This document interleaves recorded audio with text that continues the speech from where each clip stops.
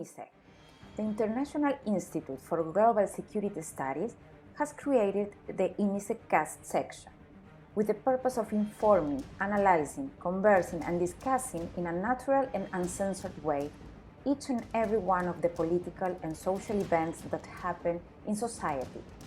We are not journalists, but we still believe that we have the power to speak up and educate our audience. Why not deliver a different point of view? No violence, no bad words, no bad intentions. Just be us. We are INISEG CAST, connecting thoughts. Good morning and good afternoon to all our followers again. One more time, we are beginning a new episode of this interview space. A little bit different for the rest of this interview space, but without any kind of censorship. That is the most important thing. Our guest today is an international known legal scholar, a prolific writer and author of numerous articles and academic books, and is broadly recognized as one of Australia's strongest proponents of free speech that we will talk about a little bit later. He's currently professor of law at Sheridan College in Perth, Western Australia, and also professor of law adjunct at the University of Notre Dame, Australia, Sydney campus. Has been included together with only 12 other Australian academic and policy experts in Policy Experts, the directory of Washington-based. The Heritage Foundation for Locating Knowledgeable Authorities and Leading Policy Institute, actively involved in a broad range of public policy issues, both in US and worldwide. Welcome, Professor Augusto Zimmermann, to our humble but innovative conversation space dedicated to analyzing political situations in the world. Today, we want to talk about the 2020 United States presidential elections. Welcome, Professor, and how are you? I'm fine, and thank you very much for the opportunity provided. It's a great pleasure and an honor to be able to have this conversation with you.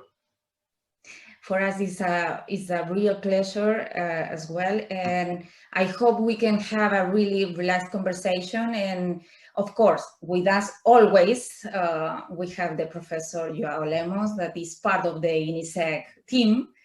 And he also will provide us with his knowledge and genius style, all these analyses that we can have in this conversation. Always so nice. Always so nice. It's a great pleasure to be here and to be with such a magnificent scholar as Professor Augusto Zimmermann. Yes.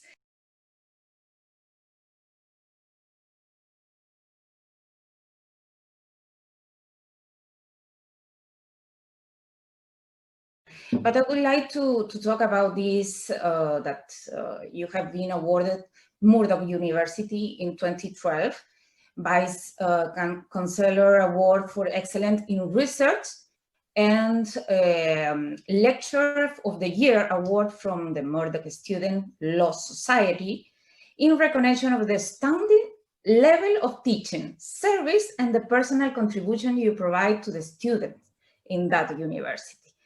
Let's talk about your passion, Professor. Why do you think that the students recognize your passion in this thing? I think I try to be different. I try to be very much open-minded and allowing my students to express their opinions.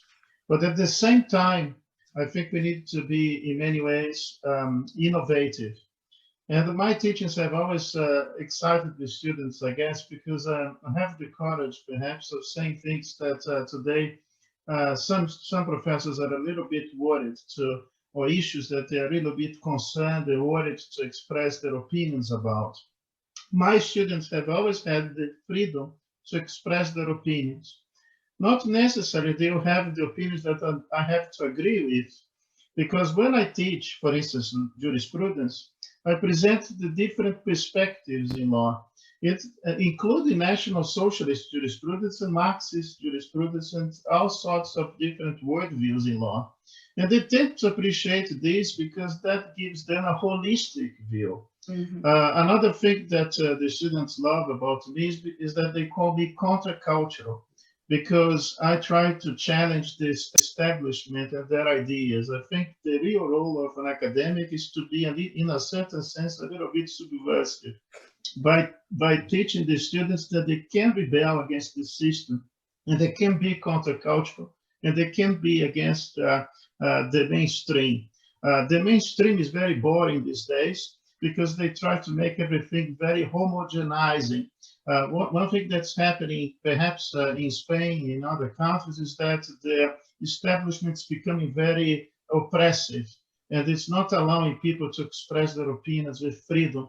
And I think it's very important to advocate for free speech because it's the foundation of a free and democratic society. I will die and I will fight to the very end to preserve our foundations of freedom and the rule of law that we have inherited from our ancestors. So that's one of my commitments, to defend the rule of law and fundamental rights and freedoms.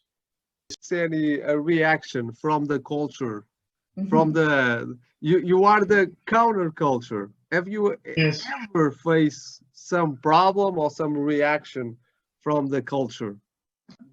Survived the current environment. I had tenure, which allowed me to express my opinions with a little bit more of freedom. Another thing, I was very fortunate to have a law dean who was a supporter of my academic work and knew that the production that I was undertaking was very important to boost the image and reputation of that particular institution. So he was always advocating for the freedom that I had and others to develop our work. I refer here to the contributions of Professor Gabriel Moyes, who is now emeritus professor of law in Queensland. So I consider myself a very blessed person to have had an individual that had this capacity to support not only his own academic views, but also being tolerant enough in the real sense of the word, because the word in many ways has been hijacked by bigots. But the real tolerance is when you allow people to have a different opinion and to express this opinion in the marketplace of ideas. And, you know, in many ways, the so-called laws to protect tolerance have been used as an instrument of oppression and the suppression of free and democratic debate. We have many laws in this country suppressing free speech. I think that I have also been fortunate of knowing very powerful lawyers.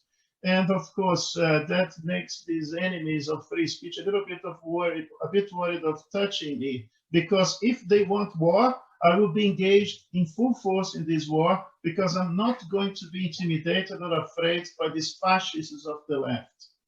I saw that you wrote in one of your books, a book about freedom of speech and uncensored, I think is the title, that there's a lot of statute and legislation who aims to undermine freedom of speech. One, and all the censorship and the fascism, as you say, and even the democratic fascism, which is a paradox, but is nowadays more and more common. There's, for example, the Anti-Racial Discrimination Act in Australia. The letter of the statute has a very vague, imprecise, words. So basically, the legislator are giving the courts the power to censor, to certify what you can say and what you cannot say. And so there's a tendency, and the ones who should protect constitutional liberties and fundamental liberties are the ones who are actually blocking, right? So how do you think it is an inevitable movement, or you think that we can, what if you think we can win against them, and how How can we Yeah. stop this movement? Well, look, these laws are based on a postmodern approach that nobody can be offended. And of course, this is a very common attitude of people who are quite intolerant of other people's opinions. So rather than being an instrument of real tolerance, what I say about these laws that basically establish that nobody can be offended is that it inevitably can be hijacked, if I can say. The law can be easily hijacked by bigots and by intolerant people who will be basically using this to prevent rational criticism of certain ideas. I can give you an example because this law here in Australia is so stupid and so undemocratic that even students that have these noble goal to fight against discrimination and fight against discrimination on religious and racial grounds can be persecuted as a result of these ill-conceived legislation. An example that I can give you is of the students at UQT, an university in Queensland, that were expelled from a lab because they didn't have the right color of skin. The lab had been reserved for Aborigines only, and they happened to be Caucasians. So they posted a note on the common website, the social media tool of this university, saying that it was very interesting that this university was fighting apparently against discrimination with more discrimination, which is really bizarre, because if you want to have the end of discrimination or racial discrimination, is to stop any form of discrimination whatsoever. Every discrimination, any single one of them is unfair. And it is actually discriminating on the basis of biological characteristics, which is absolutely despicable. So how on earth a person raising such an important argument was then the victim of a law that should be protecting them rather than persecuting them? And then you had this terrible inquisitorial Australian Human Rights Commission that it is not really in the business of protecting human rights, but it's in the business of advancing particular goals, especially those embraced by the extreme left. Now they have this stupid idea of creating a religious discrimination law that it's nothing more, nothing less than blasphemy law by stealth. Unfortunately, I was told that in Brazil, Brazilians are always in the vanguard of copying bad ideas, by the way, so I'm not surprised. They also have this sort of legislation that prohibits people from commenting or criticizing certain aspects of religion. Well, that's the opposite of religious freedom, because religious freedom should allow you to be engaged in these discussions. And also, I can tell you that impacts the political freedom of the freedom of political communication, which in Australia, I'm glad to say, it's an implied constitutional right of every single citizen in this country, but not necessarily respected by the political elites in this country. What is the limit of this free speech philosophy? What is because if we based on this, okay, you have the freedom to talk anything that you want to talk, the haters in internet and the social networks, they are developing a new war inside these internet channels. And the second question about this is this campaign about Black Matter, is the limit, is according this free speech philosophy, or is another movement that is creating hate in the world? Everybody thinks that, or should. I mean, I am a person who believes that every life matters. And certainly Black Lives Matter is not just about advancing this noble goal of telling everyone that Black Lives Matter, because of course they matter. And we need to protect the lives of every single individual.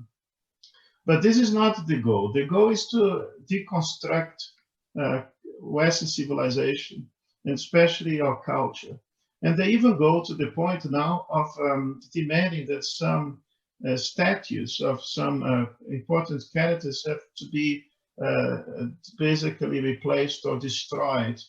And in America, they are attacking the images and statues of great abolitionists who fought for freedom, for human rights for all, and even sacrificing their own personal lives as a result. How on earth you can destroy the image of Abraham Lincoln, the person who actually creates a political party, namely the Republican Party, for the purposes of setting the slaves free?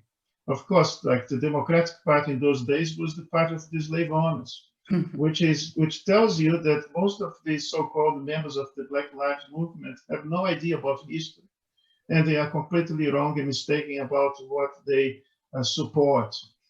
For instance, supporting a character such as Karl Marx, who was really the real bigot, and even to the point of supporting the Lebensraum that was eventually used by the Nazis to expand their territory. That was proposed by Karl Marx as a journalist. Karl Marx also advocated imperialism, not for good reasons, such as the English tried to bring democracy, the parliamentary system, to places such as in Australia, but Karl Marx was a racist.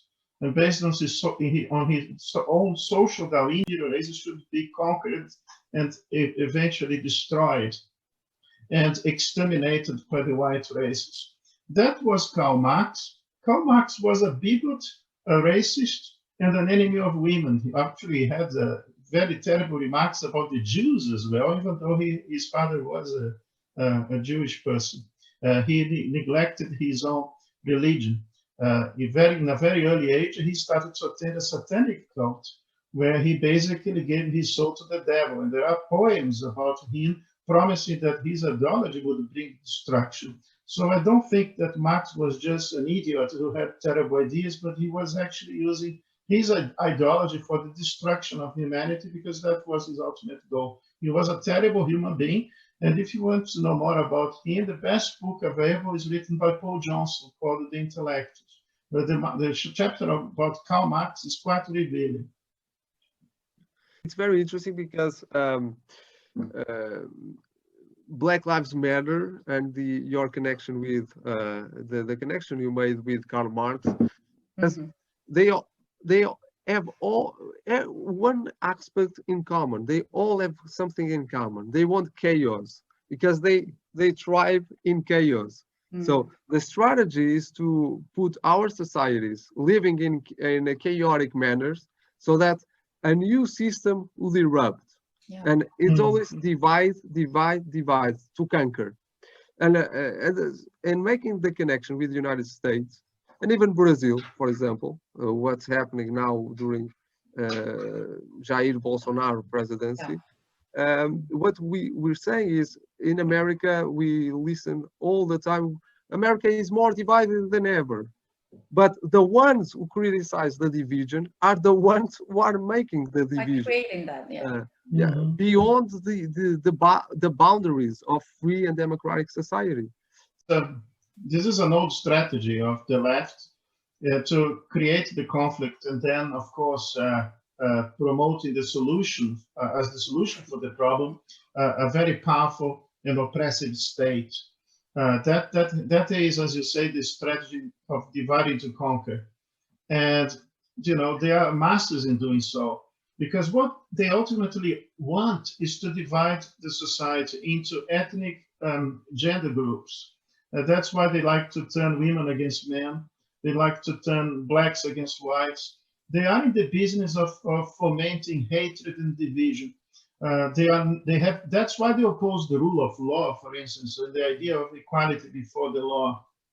It's amazing when I see these youngsters that are actually supporting a sort of totalitarian worldview that has led to at least 100 million innocent people paying a very terrible price in the 20th century alone, when these totalitarian regimes committed what I could describe as class genocide, which is a form of genocide.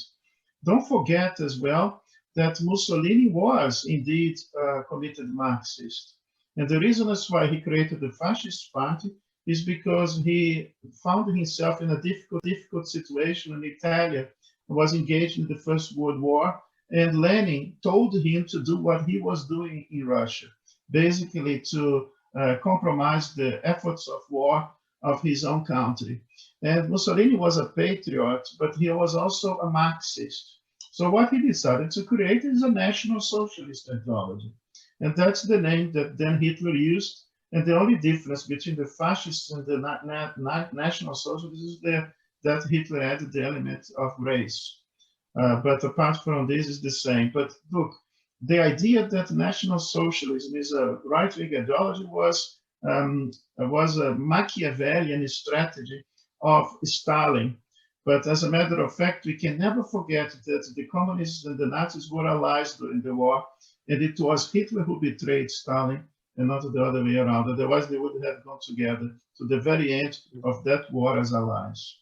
It's now similar to what's happening regarding China Communist Party. The China Communist Party, which is it's far left in the sense that they oppress and they have a brutal regime, but the Western media are kind of whitewashing China Communist Party, saying that no, it's a center-right regime because they are internationalists, because they are the leaders of the globalist multilateral organizations. So the strategy is very similar, right? We can never forget that Hitler, even though he claimed to be a nationalist, he had no respect for the self-determination of peoples. And in many ways, he was a globalist in the sense that he decided to then invade other countries in order to create his own empire. So as a matter of fact, the first attempt to create a European Union was actually created by Hitler, unfortunately by violent means. So the whole idea of uniting Europe was his strategy, but that has nothing to do with protecting the best interests of the nation. And Hitler, in many ways, betrayed the German people, who believed that he was a nationalist, when as a matter of fact, he put that country into a war that costed so many innocent lives, even for the German people, eventually destroying the whole country. Now, it's interesting that imperialism in the version of globalism is what it's political correct to say, and the nationalist is the dirty word of that you are not allowed to say, right? For example, if you write the word nationalism in Twitter or in Facebook, they censor you immediately. They block you. You're right. So, and relating all these topics that we are discussing, now we have to, I would say, making the connection with the analogy and the comparison with Hitler, the new Gestapo, which are the social media and the companies, because they are multinational companies, right? They are globalist companies, stronger than the state. For example, I used to ask if which one is stronger, Portugal or Facebook? I think it's Facebook. Facebook has more resources to intervene in the globalist world than Portugal. I held a couple of years ago, I think it was actually last year, an important conference on religious freedom. And actually, one of the aspects of this conference was to expose the tragedy of the genocide that's taking place in some countries where Christians are being executed on the basis of their religion. Another thing is to expose also the level of bigotry and intolerance that is now taking place even in Western countries, where being a Christian now makes you, it puts you in a difficult position. There's no doubt about this. You can lose your job as a result if you try to express your Christian faith. So I decided to organize a very international event. I brought distinguished Professor Emeritus Thomas Cooley, William Wagner, who is a former federal judge in America and now distinguished Emeritus Professor of Constitutional Law. By the way, also he was an ambassador of the United States of America to African countries. And we had a dream team of speakers. This is just one example. The patron of the event was simply the Prime Minister of the country, the former Prime Minister, John Howard. So I know these people, and then I invited them. And it was the most impressive event, perhaps the most impressive event ever held in the States of Western Australia. Facebook censored me, even with the Prime Minister being the patron, and all these very distinguished figures, because they find it outrageous that I have a concern for the Christians who are being suffering from genocide. So Facebook actually censored us, which was a great blessing in disguise, because of course I have my contacts with the media, and I approached the Spectator, I approached the Australian newspaper, and many other media outlets, and we made such an outcry that my conference became the most successful event, and I had to send people away because there was not enough room for everyone, paying $200 a ticket. So it was a blessing what Facebook did, but tells me also that we have to be engaged in a fight. We cannot withdraw, give up, because that's what they want. If I just said, oh, how bad it is, and then do nothing about. But I called Facebook, threatened a lawsuit. I went to the government here to talk to my friends. We just turned their lives into misery. And that's what we need to do, because these are, as you say, people who are trying to surpass debate on ideological grounds. And this is something we should never accept. The empire, the dominion of these bigots. We are not going to surrender. Another example, your example is, I'm impressed and appalling with your example. But what we see, for example, in the United States, you have, I have a friend who works for U.S. Department, and he published an official information, Department of Justice, official information, and Twitter blocked, censored the official information. So another example is what's happening regarding New York Post news about Hunter Biden, a laptop. How the Facebook immediately censors and withdraw all the content related with Hunter Biden. And for example, if you see on Twitter, if you see the pages affiliated with President Trump campaign, you receive a notification saying that, oh, be careful because this is political campaign, this is propaganda. But if you go to Joe Biden campaign, this notification doesn't pop up.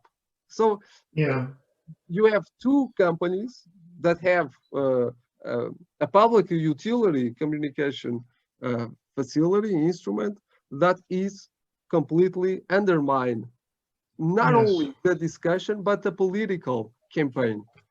Yes, absolutely, and this is something that we need to bear in mind, because it's a serious problem, and the problem is that the monopoly of the media is no longer so supreme, and even though they can try to censor people, we still can break through, and we have our own contacts and other alternative sources of information.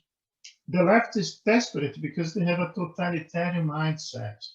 The long march through the institutions is basically over now, and the left is now revealing its utilitarian colors, because the whole idea about free speech was in order to achieve an end, and the means was free speech. But now that they have achieved the final destination, they will be doing everything they can to keep the status quo and to be the establishment.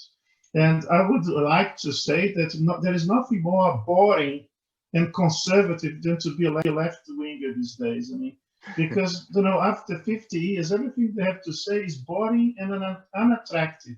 And that's why perhaps I have been always elected the lecturer of the year here, because the students find it so refreshing that you have someone having the courage to tell the truth and to expose the matter as it is, because even their ideas are so stupid and crazy that nobody believes in them, not they themselves. I remember that one day I was discussing feminism with this radical scholar here, and I told her that it would be impossible for her to be a radical feminist defending theory women's rights and at the same time defending cultural relativism, because there are some cultures that effectively oppress women, even some that require of women that they have to have the genital mutilated. So how can you support these sort of things, oppression of women, and then advocate for women's rights in the West? You're a hypocrite. And then I told it to her. And then I told to her if that would make sense in her worldview would be then very confusing one, a very confusing one.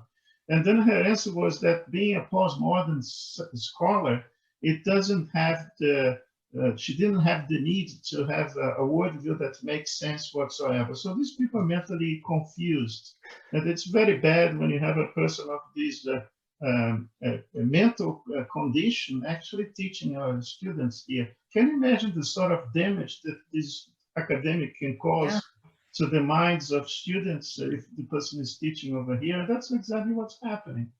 Let's talk now about Trump campaign and Trump style.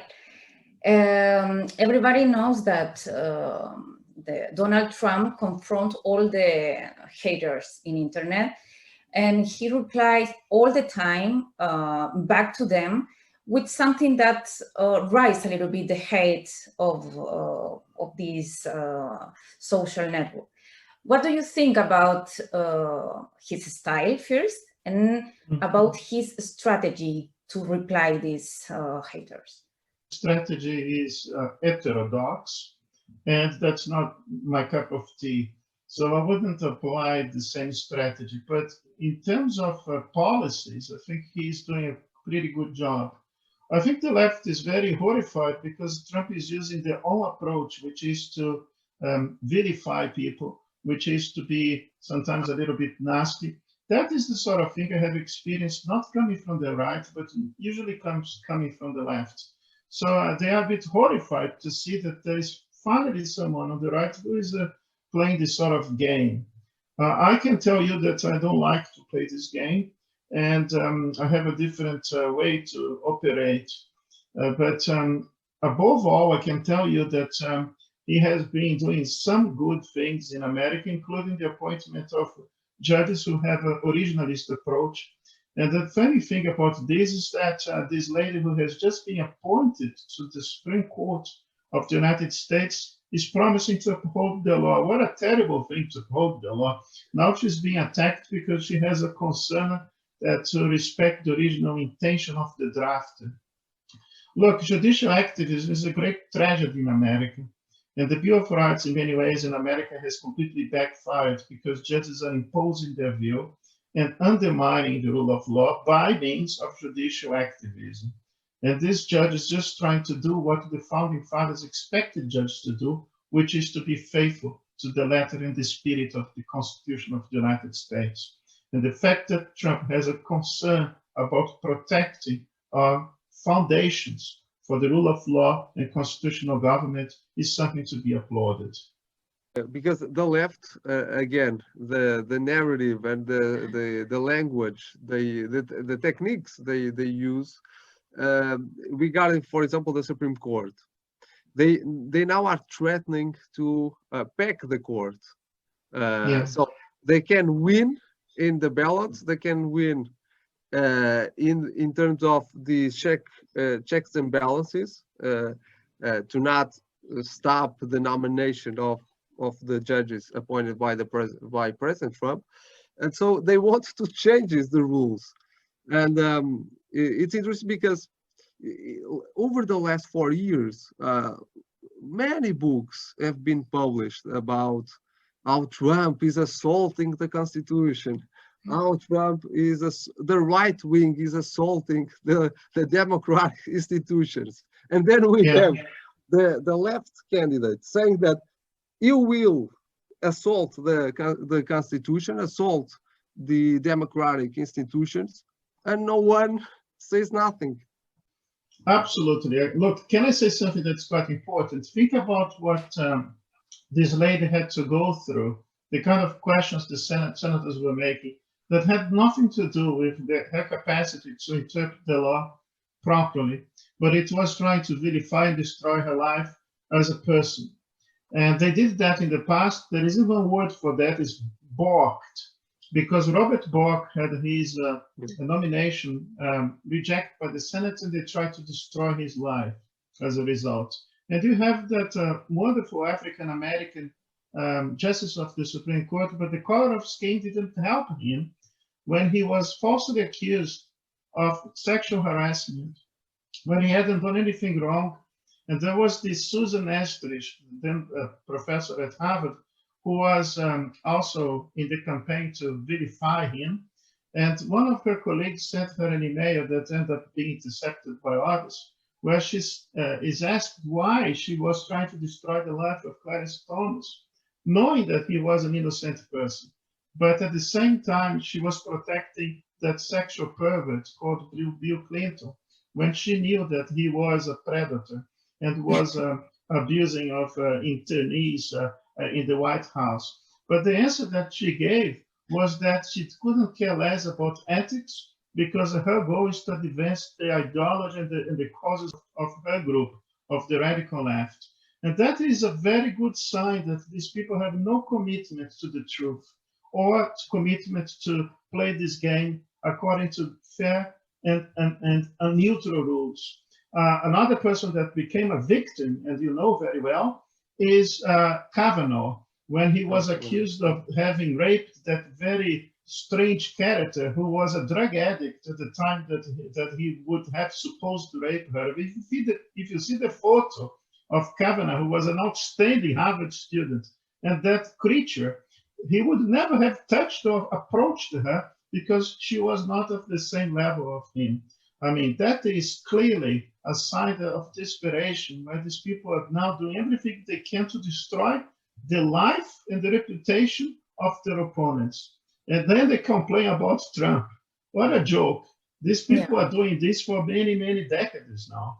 That someone who is watching now our video will say, "Whoa, Professor Augusto Zimmermann is a conspiracy theorist. He's spreading conspiracy theories." The conspiracy theory now, and relating to the freedom of speech, is now the card that is used every time to diminish the people who defend something different. If you say something different from the norm, it's a conspiracy theory. Remember that during the Nazi time, the U.S. ambassador in Berlin reported to the Department of State that over and over again that Hitler was a brutal dictator, and the Department of State told and dismissed the allegation, saying that the ambassador was a conspiracy theorist.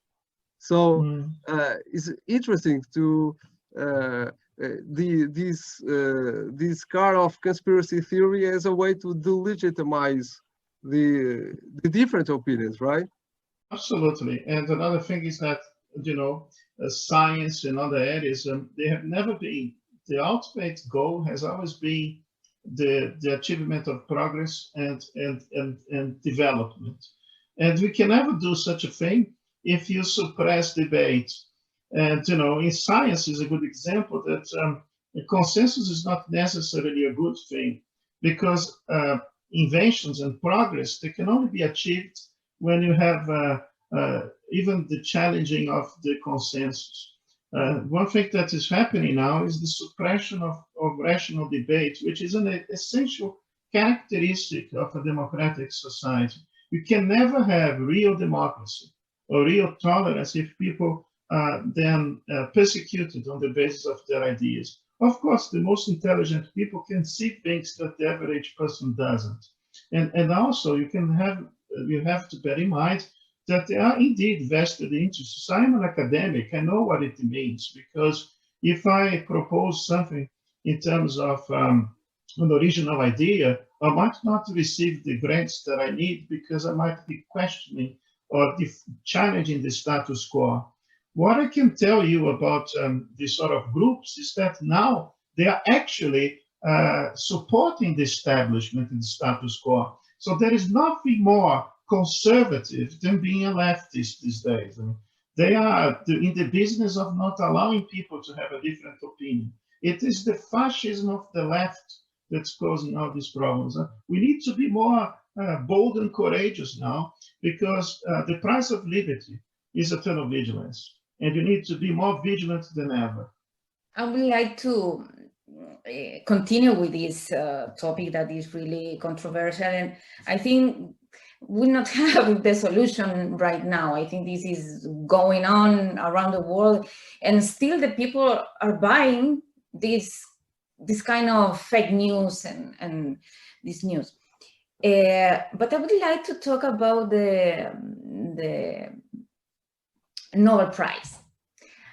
Why did you nominate the Trump for this important prize? What was your feeling and your theory about this? Because the audience would like to know exactly what do you think about that. I knew that it would be very difficult for Trump to win the Nobel Prize, because this committee is ideologically inclined to support certain kinds of people who don't fit the characteristics of Trump. We have to consider that Barack Obama was chosen to be the recipient of the Nobel Prize for Peace when he had done absolutely nothing to the cause of peace. He had not even started his term. Once he started his term, he was so dreadful, and he caused so many wars and unnecessary killing of innocents that he should have to return his prize. Or this Nobel Prize committee would have to request the devolution of the prize that he had obtained as a result of nothing, of doing absolutely nothing. So Professor David Flint is an emeritus professor here, and he was the chair of the ABC, the broadcasting corporation owned by the state in Australia, but a very good man.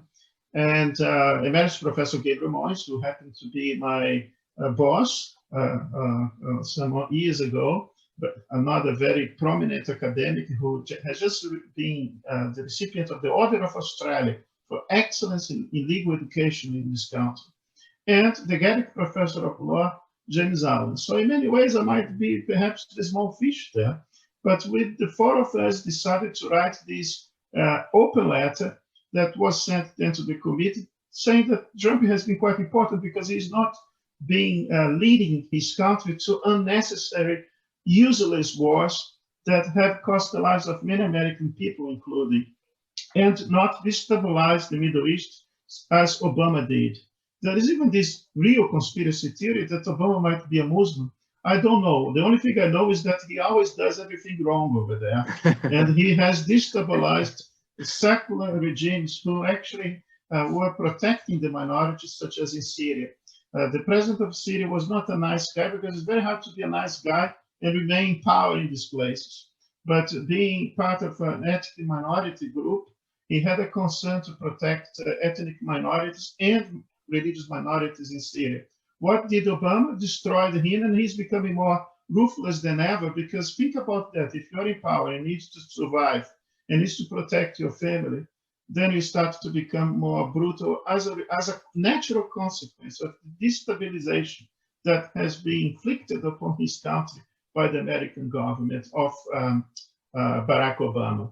Another thing is Libya. When finally Gaddafi starts to be a little bit more reasonable, then we have to replace him. When he was a dictator, dropping bombs everywhere and exploding airplanes, we kept him there. That would be all right.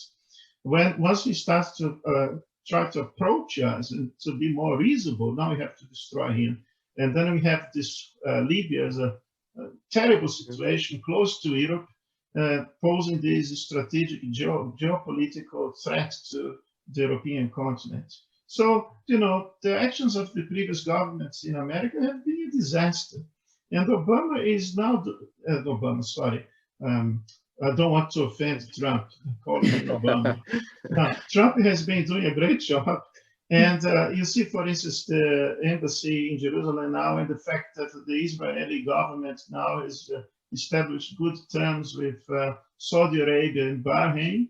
And another thing is Iran now had to be stopping its nuclear program that was used for the purpose of probably dropping a bomb even in Israel. So it was a very bad idea to have allowed in the first place this rogue regime to have the access to nuclear technology, thanks to Barack Obama. And also being tough on North Korea, the leader in North Korea knows that he now has to behave.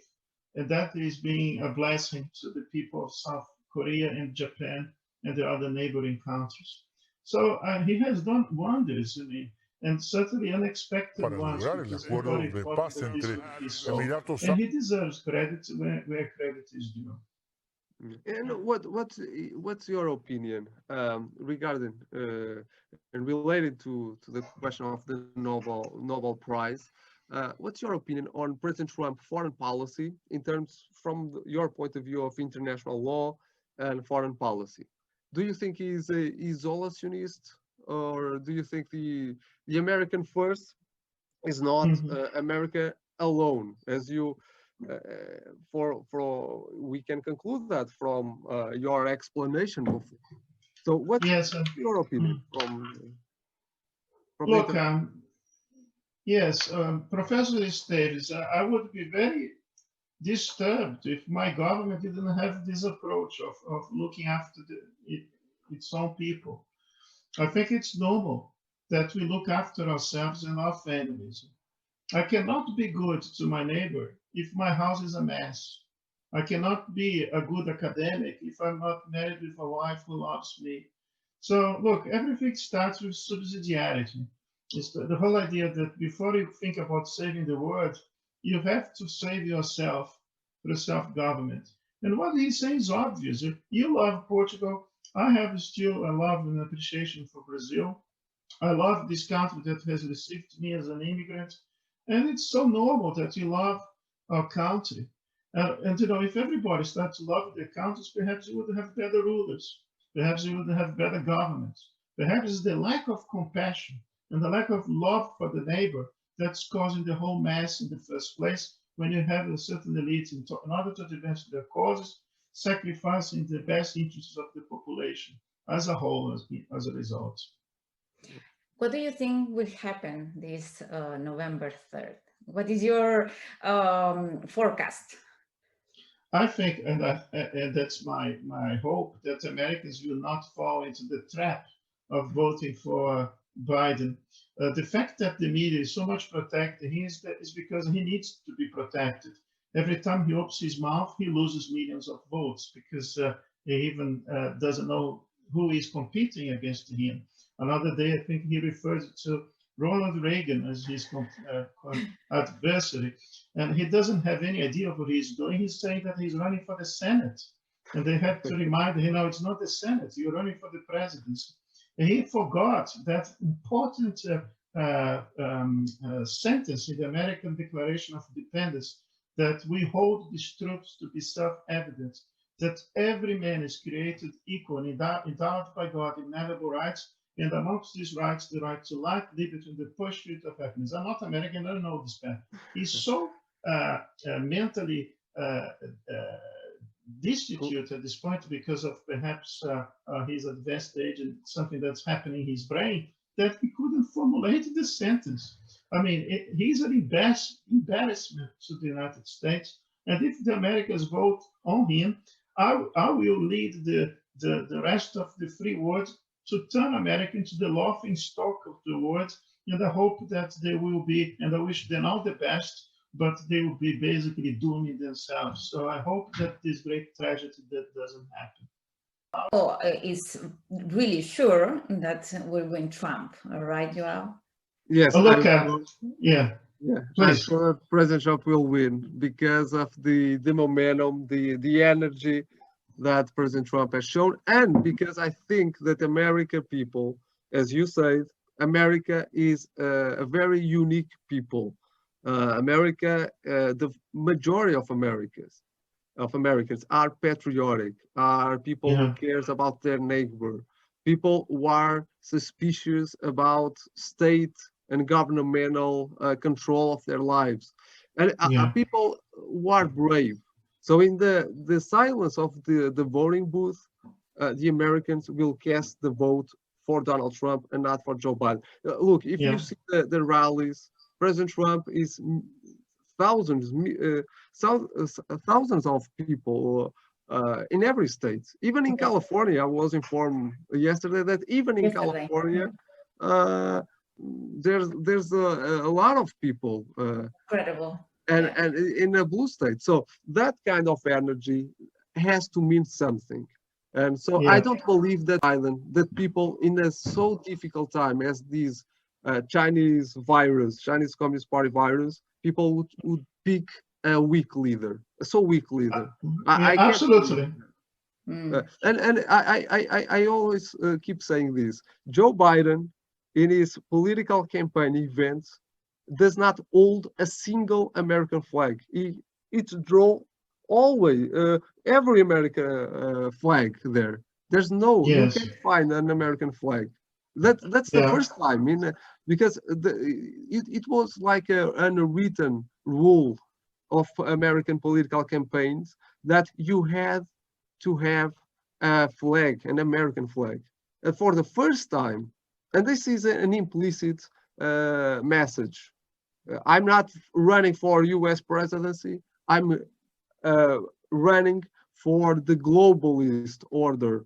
Yes. Another thing we have to bear in mind is that he's always very depressed and very negative. And the Americans love winners. So his behavior is too I use the word here, defeatist, which is basically to say that he has an approach that it spells defeat. The Americans love boldness and courage. They worship their great heroes, those who have fought for freedom and fought for their liberty.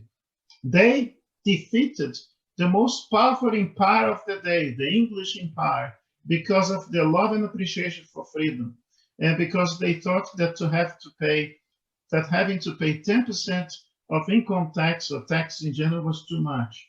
We have to bear this in mind as well. So the Americans have this idea that it's very important to protect and preserve their fundamental rights and freedoms. And at the same time, knowing that a government that's good enough to look after yourself and do everything for you will be also powerful enough to ultimately destroy your life as a result. So if you ask too much of government, you're asking for trouble. What could you say as a last words to all the voters that still are not going to, or still they don't have the final decision? What you would say about what is the right for this election? Well, look, I would tell them to be very wise and to consider the alternatives and the programs that are being offered to them.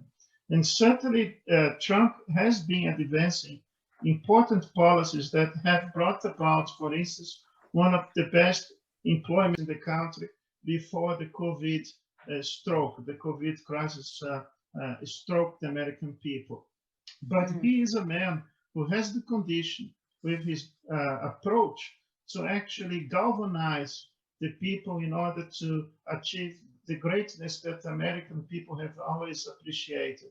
I can tell you one thing, that having a communist as the vice president, Joe Biden is trying to repeat the mistakes of the past and turn America into another banana republic, as so many other American countries have become. So what makes America special is this appreciation and love for individual rights and freedoms, and the idea that we can and we will achieve everything if you have the capacity to be self-governed and to achieve the best interests of the society without being dictated by tyrannical rules on what we have to do.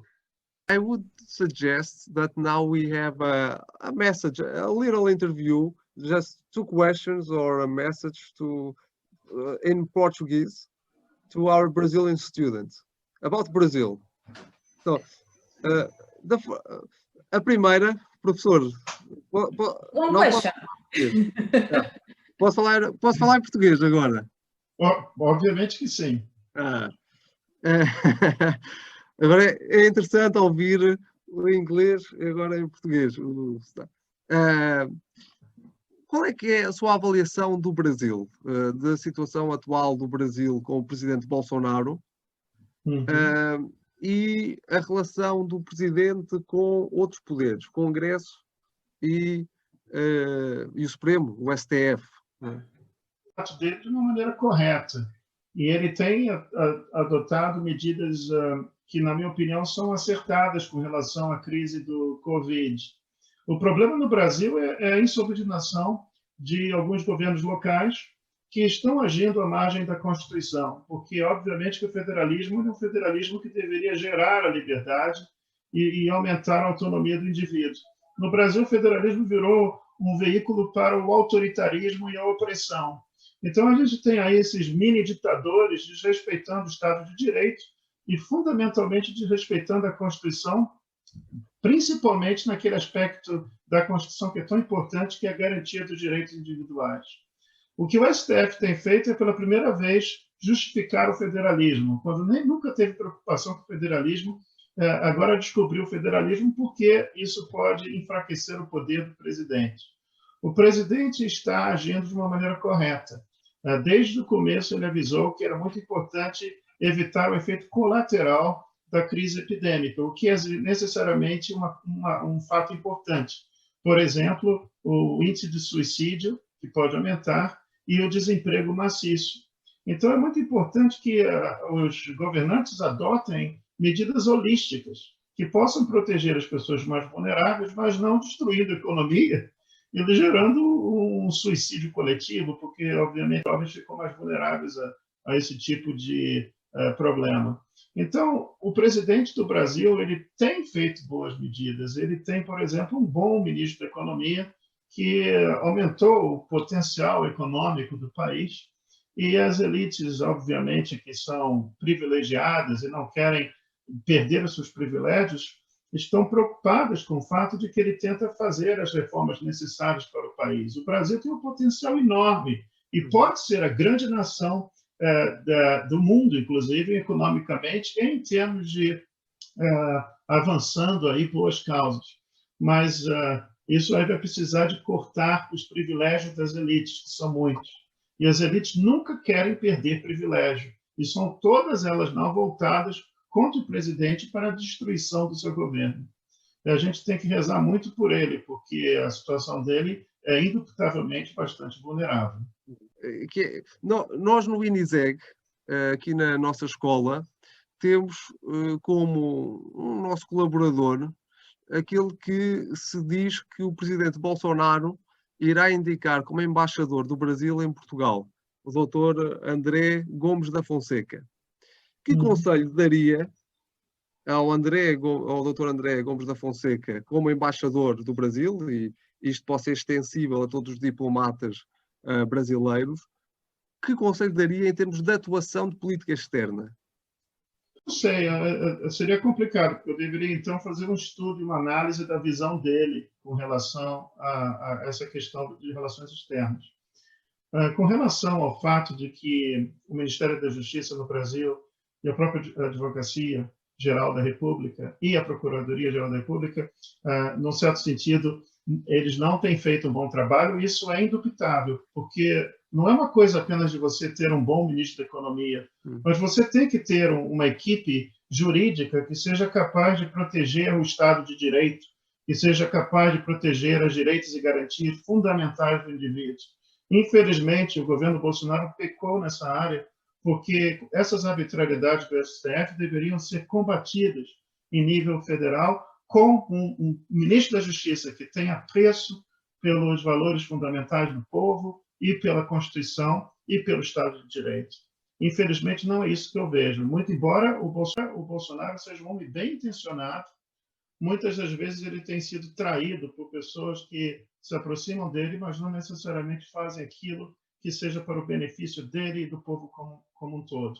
A última coisa que eu quero nesse nosso país, no Brasil, é a volta dessa esquerda parasita e que usa o Estado como uma benesse para uma minoria de privilegiados. O Brasil precisa de ter a igualdade de todos perante a lei. E que se o Brasil um dia estabelecer o Estado de Direito, irá inevitavelmente se transformar na maior potência do mundo por causa dos seus recursos naturais. E o povo brasileiro tem uma virtude, que é desconfiar de governo. Isso, na verdade, pode ser um benefício nesse momento atual. Então, eu ainda tenho muita esperança no povo brasileiro e eu adoro o Brasil porque eu me sinto muito feliz em companhia de brasileiros, porque eles são pessoas com calor humano e com uma vontade criativa de mudar as coisas. Então, eu adoro o Brasil, eu desejo tudo de bom para eles e vou continuar rezando por eles. Thank you to be here with us, to share all your feelings, your theories, and all your work, passion that you have in all your experience. Thank you, Joao, also to be here. Thank you to be here with us. Buenos días, soy el profesor David de Cachal, director del área de seguridad y defensa de INISEC, y en la nueva entrega del canal INISEG CAST tendremos hoy al profesor Dr. Augusto Zimmermann, que será entrevistado por el profesor Joao Lemos en relación al análisis y seguimiento de la campaña electoral a la Casa Blanca por parte del presidente Trump y Joe Biden. En la entrevista de hoy hemos estado hablando con el profesor Augusto Zimmermann sobre diversos temas, tanto de su trayectoria académica y jurídica, a nivel académico, como también su participación a la hora de nominar al presidente Trump como candidato al Premio Nobel de la Paz, y también una situación del seguimiento de esas fake news en la campaña electoral del presidente Trump. Hay que recordar que el profesor Augusto Zimmermann, conservador y cristiano, quien emerge como un fuerte candidato a la Corte Suprema, nació en Brasil y completó su licenciatura en Derecho y maestría en Derecho en la Pontificia Universidad Católica de Río de Janeiro. En enero del 2002 emigró a Australia, donde completó un doctorado en Filosofía Jurídica en la Universidad de Monash en 2006. El profesor Zimmermann es un jurista reconocido internacionalmente, un prolífico escritor y un autor de numerosos artículos y libros académicos, y es ampliamente reconocido como uno de los defensores más firmes de la libertad de expresión en Australia. El doctor Augusto Zimmermann, recordemos que es profesor en el Sheridan College en Perth, en Australia Occidental. También es profesor adjunto de Derecho de la Universidad de Notre Dame en Australia, en el campus de Sydney. Además, el profesor Zimmermann es excomisionado de la Comisión de Reforma Legislativa de Australia Occidental y exdecano asociado en investigación y director de investigación de posgrado en la Facultad de Derecho de la Universidad de Murdoch. El profesor Zimmermann es también fundador y presidente de la Asociación de Teoría Jurídica de Australia Occidental, ex vicepresidente de la Sociedad Australiana de Filosofía Jurídica, miembro de la Academia Internacional para el Estudio de la Jurisprudencia de la Familia y editor en jefe de la revista de Derecho Jurista de Australia Occidental. El profesor Zimmermann ha sido incluido junto con otros 12 académicos en el directorio de la Heritage Foundation como expertos en políticas para localizar autoridades e institutos de políticas y líderes que puedan participar activamente en una amplia gama de cuestiones de política pública, tanto en Estados Unidos como en el resto del mundo. También en la entrevista estuvimos hablando con el profesor Zimmermann, que es considerado uno de los 12 abogados más influyentes de Australia, según el Heritage Foundation, con sede en Washington. El profesor Zimmermann es también el fundador y presidente de la Asociación de Teoría Legal de Australia Occidental. Es el editor en jefe de la Revista Jurídica de Australia Occidental, miembro electo de la Academia Internacional para el Estudio de la Jurisprudencia de la Familia y ex vicepresidente de la Sociedad Australiana Filosofía Jurídica. También el profesor Zimmermann fue galardonado con el premio vicerrector de la Universidad de Murdoch de 2012 a la excelencia en investigación y 2 premios de investigación del decano de la escuela en 2010 y 2011. También recibió el premio 2013 como profesor de Derecho del año de la Universidad de Murdoch, en la Murdoch Students Law Society, en reconocimiento al excelente nivel de enseñanza, servicio y contribución personal que brindó a los estudiantes de la Facultad de Derecho de la Universidad de Murdoch. Otra de las cuestiones que se estuvieron planteando en la entrevista por parte del profesor Joao Lemos en relación al presidente Trump y sobre todo esa participación del profesor Augusto Zimmermann juntamente con otros profesores de la universidad, de diversas universidades australianas, participando en esa nominación para que el presidente Trump sea nombrado para el Premio Nobel de la Paz. El presidente Trump ha sido nominado al Premio Nobel por distinguidos profesores de Derecho australiano. El doctor Augusto Zimmermann se encuentra entre los 4 distinguidos profesores de Derecho australiano que están nominando al presidente norteamericano Donald Trump para el Premio Nobel de la Paz sobre la base de la doctrina Trump, para poner fin a todas esas guerras interminables e innecesarias. Donald Trump, nominado para el Premio Nobel de la Paz en 2021 por la paz entre Israel y los Emiratos Árabes. El presidente Donald Trump ha sido nominado para el Premio Nobel de la Paz en 2021, pocas semanas después de ayudar a negociar la paz entre Israel y los Emiratos Árabes Unidos. El profesor Zimmermann decía en su defensa que Trump se ha nominado al Premio Nobel de la Paz y de que venimos de una nación que ha hecho un acto con otros, contribución significativa en la defensa de la libertad y la libertad de otras naciones, incluidas las que están lejos de nuestras costas. En las guerras mundiales, como porcentaje de la población, la contribución australiana ha estado entre las más grandes de aquellos países distantes de los principales campos de batalla. En contra de estos antecedentes, debemos reconocer especialmente que el presidente Trump ha aportado un enfoque refrescante y nuevo a la búsqueda de la paz.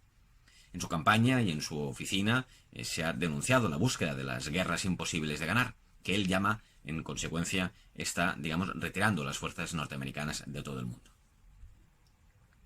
Al mismo tiempo, ha visto la necesidad de mantener el poder norteamericano, una nación dedicada sobre todo a la búsqueda de la libertad y la prosperidad de todos y un sólido historial de uso de sus fuerzas para la disuasión en lugar de la agresión.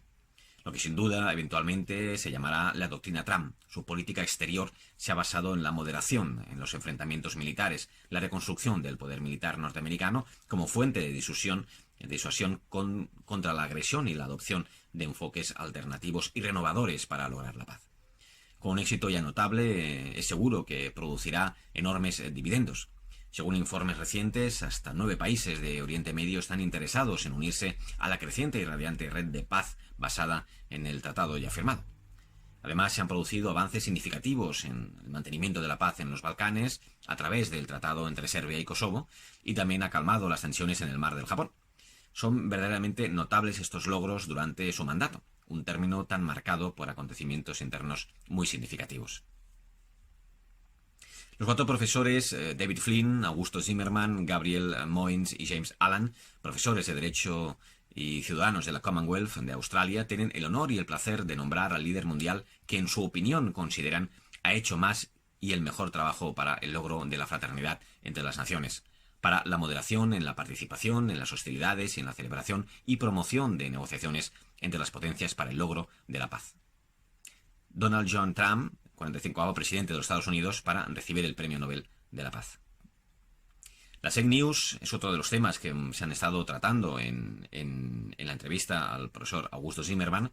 En la campaña de las elecciones presidenciales a la Casa Blanca, en comunicación política, está bastante aceptado que en la campaña de Estados Unidos se llevan a cabo algunas de las principales innovaciones que luego se extienden, interpretan y replican en mejor o peor forma.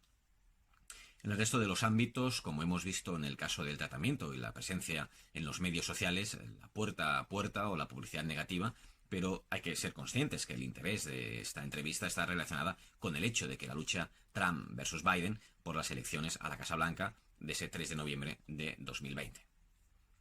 Aunque el doctor Augusto Zimmermann ya ha reflexionado sobre la desinformación y comunicación política, creemos que vale la pena dar una vuelta más y prepararnos por lo que puede marcar la agenda política teniendo todo este presente y lo mucho que se está reflexionando en torno a las fake news, con relación sobre todo a la política donde queda la verdad en esas elecciones a la Casa Blanca. ¿Serán las fake news peores o mejores? He aquí que estas preguntas nos permitan considerar una serie de recomendaciones e ideas que pueden tener cabida en el centro del debate político y de los medios. Los profesionales de la información y la comunicación contarán con un gran evento del que poder aprender de nuevo en los límites del comportamiento humano. Para entender las fake news, su viralización y sus posibles efectos, porque se difunden y quién los hace, hay que conocer un contexto emocional y sobre todo y sociológico de la población. Tal como relatan los expertos, el cambio que introduce Trump en el discurso tiene mucho que ver también con situar a los medios en el centro del statu quo y, por tanto, sacar la credibilidad y negar el papel del contrapeso al resto de poderes, como si pasara de ser el cuarto al segundo. tradicionalmente se hallan en esa línea libertaria, como se entiende en Estados Unidos, donde la voluntad es adelgazar el Estado, lo máximo que se pueda, donde Washington era la capital entre todos los males y el establishment, tal como lo entendían en este caso el presidente Donald Trump. Con lo cual, hasta aquí un breve resumen de esta entrevista al profesor Augusto Zimmermann, en la cual pues hemos tratado un poco su expediente académico, su importantísima trayectoria académica en el ámbito filosófico y jurídico, y también pues su visión en el caso de esa participación para nombrar a Donald Trump para el Premio Nobel de la Paz del 2021, y también la situación de las fake news en esa campaña electoral a la Casa Blanca. Muchas gracias.